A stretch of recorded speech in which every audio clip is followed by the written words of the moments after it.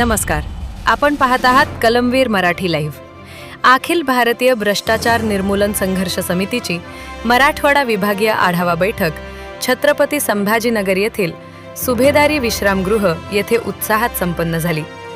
या बैठकीला मराठवाड्यातील असंख्य पदाधिकाऱ्यांची उपस्थिती लाभली होती.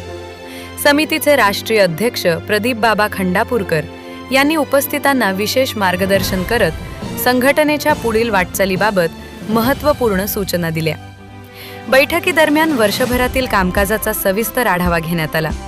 तसेच भ्रष्टाचाराविरोधातील लढा अधिक तीव्र करण्यासाठी संघटनात्मक बांधणी, जनजागृती आणि आगामी उपक्रमांवर चर्चा करण्यात आली. यावेळी पदाधिकाऱ्यांनी संघटना अधिक मजबूत करण्याचा निर्धार व्यक्त केला. कॅमेरामनसह गजानन काळे पाटील, कलमवीर मराठी लाईव्ह, छत्रपती संभाजीनगर.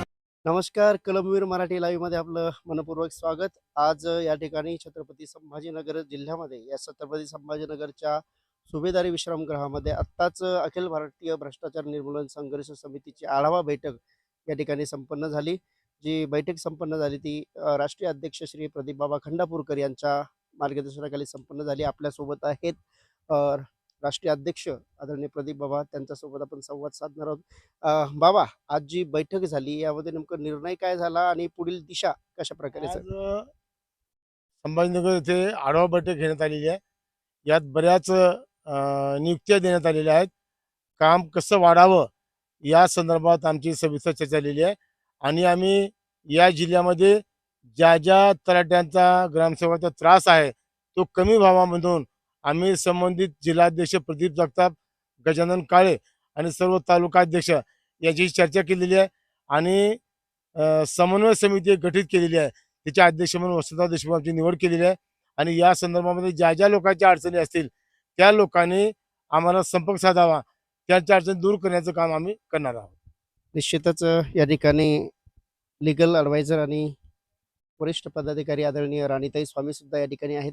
तर ताई, या ठिकाणी महिला भगिनी मोठ्या संख्येने या ठिकाणी उपस्थित आहेत. काय अपेक्षा आपल्याला या सर्व पदाधिकारी? नमस्कार. अखिल भारतीय भ्रष्टाचार निर्मूलन संघर्ष समितीमध्ये बऱ्याच मोठ्या प्रमाणात महिलांचा सहभाग आहे आणि महिला या खरंच खूप खंबीर नेतृत्व करत आहेत. महिलांच्या माध्यमातून ज्या गावामध्ये अवैध दारू चालत असते त्याबद्दल आम्ही पोलीस स्टेशनवर असा भव्य असा मोर्चा काढत आहोत. आणि हा मोर्चा फक्त एखाद्या जिल्ह्यापुरता नाहीये, तर हा मोर्चा आम्हाला पूर्ण महाराष्ट्रामध्ये राबवायचा आहे. पूर्ण गावात जी अवैध दारू असेल ती बंद कशी करता येते त्याबद्दल आम्ही कठोरात कठोर पाऊल उचलण्यासाठी तयार आहोत. निश्चितच. तर हे होते आदरणीय राष्ट्रीय अध्यक्ष प्रदीप बाबा खंडापूरकर तथा राणीताई स्वामी यांच्या माध्यमातून आपल्याला सखोल माहिती मिळाली. जोडून रहा कलमवीर मराठी लाईव्ह सोबत.